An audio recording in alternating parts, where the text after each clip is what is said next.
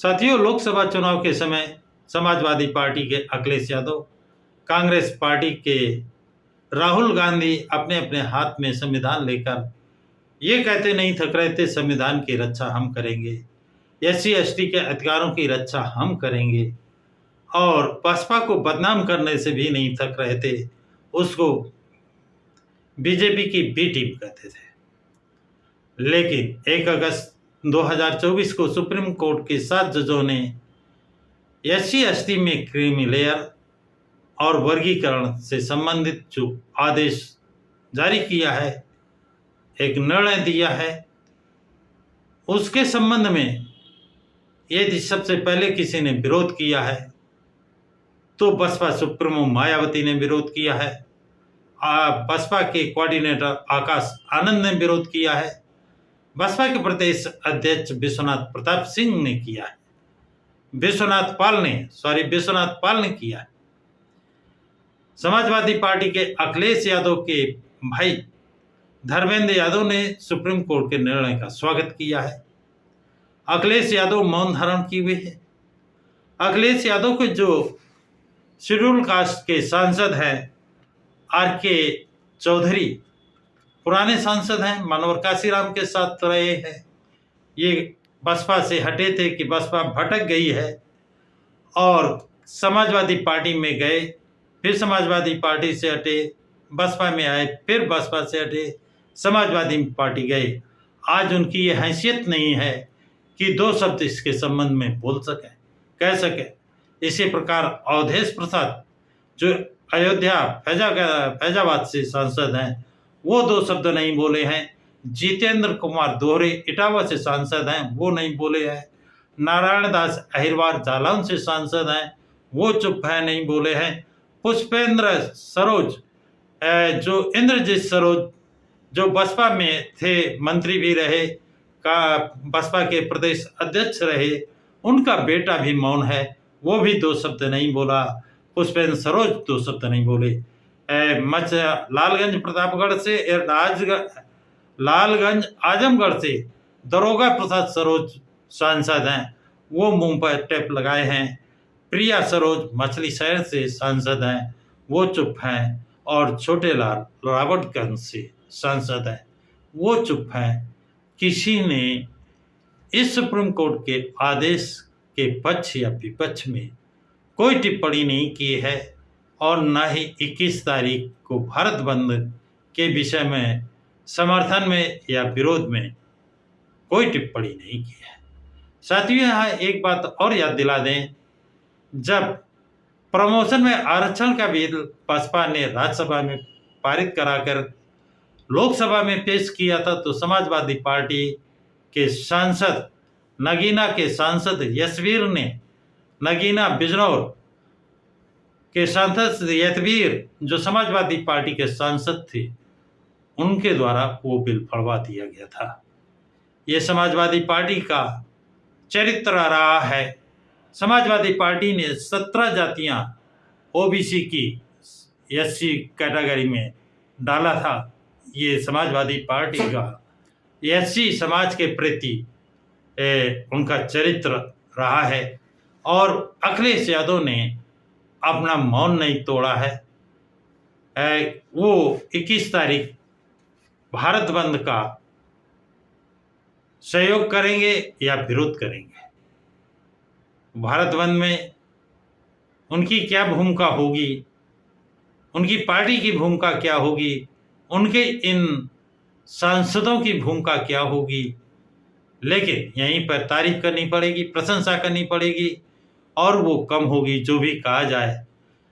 सत्ता पक्ष के सांसद ही नहीं, केंद्रीय मंत्री हैं चिराग पासवान, बिहार के रामविलास पासवान के लड़के हैं। उन्होंने बड़ी जोरदारी से सुप्रीम कोर्ट के इस निर्णय का विरोध किया। उन्होंने कहा ये खैरात नहीं है जो बांटा गया है, ये मेरे मौलिक अधिकार है, इनको हम लेकर रहेंगे। इसके लिए जो लड़ाई लड़नी पड़ेगी वो लड़ेंगे, पहले सुप्रीम कोर्ट में याचिका दायर करेंगे। भाजपा के ही एक दूसरे मंत्री रामदास अठावले, वो भी चिराग पासवान के साथ खड़े नजर आए, वो पीछे नहीं। लेकिन समाजवादी पार्टी के मुखिया, समाजवादी पार्टी के एससी के सांसद सब मुंह पर टेप लगाए हुए हैं, चुप हैं। कोई अपना मंतव्य अब तक नहीं दिया है। वो सुप्रीम कोर्ट के निर्णय के साथ है अथवा उसके विरोध में है। वो 21 तारीख को भारत बंद के साथ में है या इसके विरोध में है। कांग्रेस, राहुल गांधी ने तो सारी हदें और रिकॉर्ड तोड़ दिया। राहुल गांधी अब तक सामने नहीं आ रहे, कोई वक्तव्य नहीं है।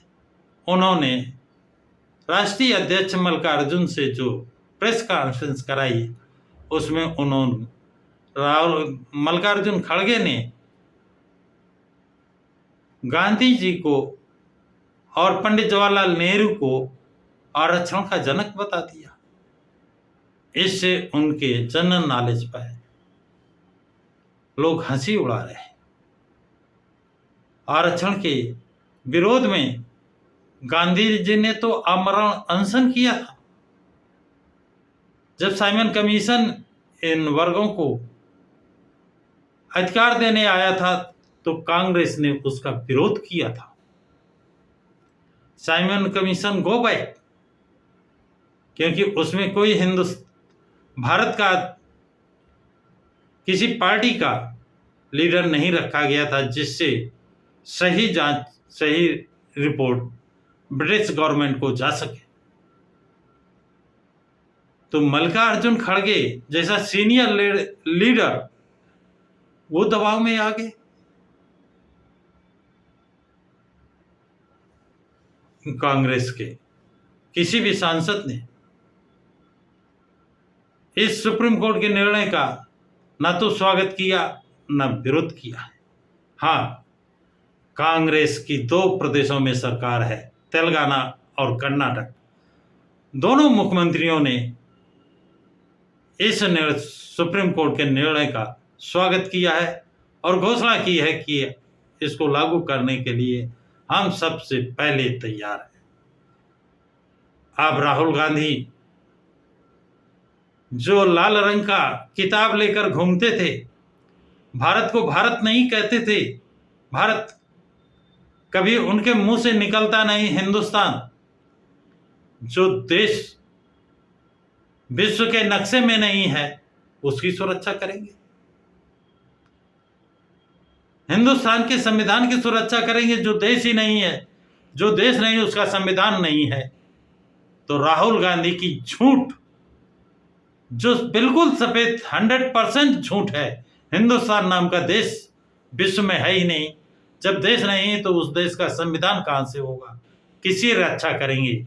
इसीलिए राहुल गांधी 140 करोड़ के सामने आकर के अपनी बात नहीं कह पा रहे हैं और ना कहेंगे। अपनी बात कहने के लिए सच्चाई चाहिए, जिगर चाहिए। सच्चाई होती उनके अंदर तो आते, उनके अंदर हिम्मत होती। या तो वो कहते मैं सुप्रीम कोर्ट के निर्णय के साथ खड़ा हूं, या वो कहते कि मैं सुप्रीम कोर्ट के निर्णय के विरोध में खड़ा हूं। 21 तारीख को भारत बंद का विरोध करेंगे हम, या 21 अगस्त भारत बंद का समर्थन करेंगे हम। उन्होंने कोई वक्तव्य न देकर चुप्पी साध रखी। इसलिए जो उनका वोट बैंक बढ़ा है, जो बहुजन समाज का वोट उनको मिला था, वो लोग अब अपने को ठगा सा महसूस कर रहे हैं। ना समाजवादी पार्टी को और ना कांग्रेस को जो वोट देकर आज पछता रहे हैं और कहते हैं आगे आने वाले चुनाव में इसका सबक कांग्रेस को और समाजवादी पार्टी को वो जरूर सिखाएंगे। अगर ये 21 तारीख तक अपना रुख क्लियर नहीं करते हैं, अपना पक्ष क्लियर नहीं करते हैं, तो इनको आने वाले चुनाव बहुत महंगे भी पड़ सकते हैं, ऐसा वोटरों का कहना है। तो साथियों, ये जानकारी आप लोगों को कैसी लगी? और क्या विचार है, क्या 21 तारीख बंद में कांग्रेस और समाजवादी पार्टी सुप्रीम कोर्ट के निर्णय का समर्थन करेगी या विरोध में आकर भारत बंद का में सहयोग करेगी? आप लोग अपनी अपनी राय जरूर दें और इस वीडियो को लाइक और शेयर करें। प्रकाश की राह चैनल को सब्सक्राइब करें। सभी साथियों को जय भीम, जय भारत।